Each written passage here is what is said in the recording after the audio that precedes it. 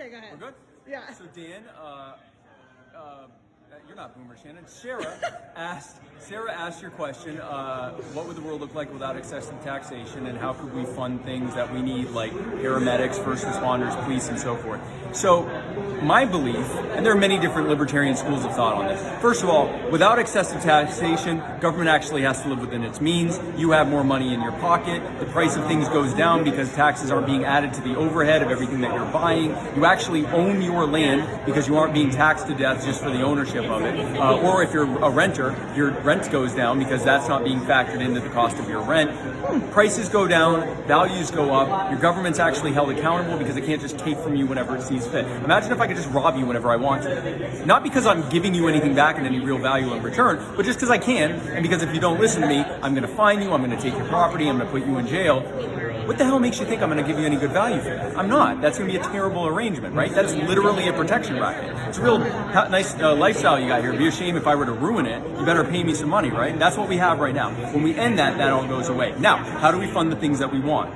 I believe, and there are many different ways of looking at this, but I believe we could have a voluntary form of funding, like, for example, a transaction fee, right? So maybe say a 5 or 6% transaction fee on anything that we buy or sell, or any labor or anything else, and we choose whether or not we want to pay it. But here's how that works. Let's say I sell you a used car for $10,000, and so we can decide if we want to pay that $500 fee or not. I can pay it, you can pay it, we can pay it together, or we can choose not to pay it. If we don't pay it, nothing happens. But if the car I sold you is a lemon, and you come back to me and go, Spike, what's up, this car doesn't work, and I go, hey pal, you bought the car, I don't know what to tell you.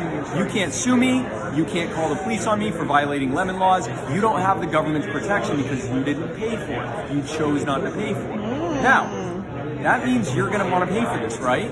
I'm going to want to pay for it. In fact, if I'm a good car salesman, if I'm a used car salesman, I'm going to say, hey, listen, when you buy a car at Crazy Spike's used car lot, you know that I'm going to pay that $500 fee or that 5% fee because my cars always work all the time. I never sell lemons. And if I do, we know that it's taken care of because I pay the fee, right?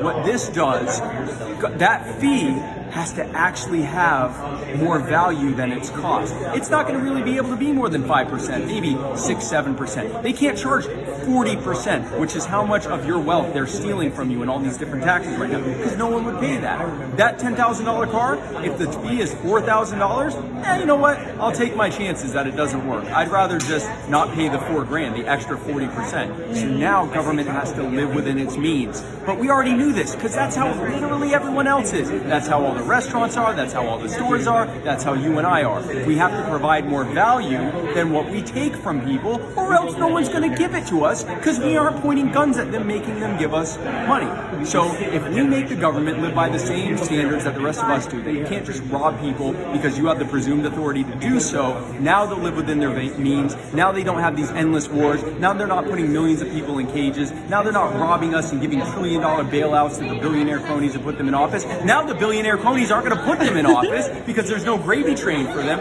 and now we're going to have a more responsive, less corrupt, and more valuable government as a result. Wow.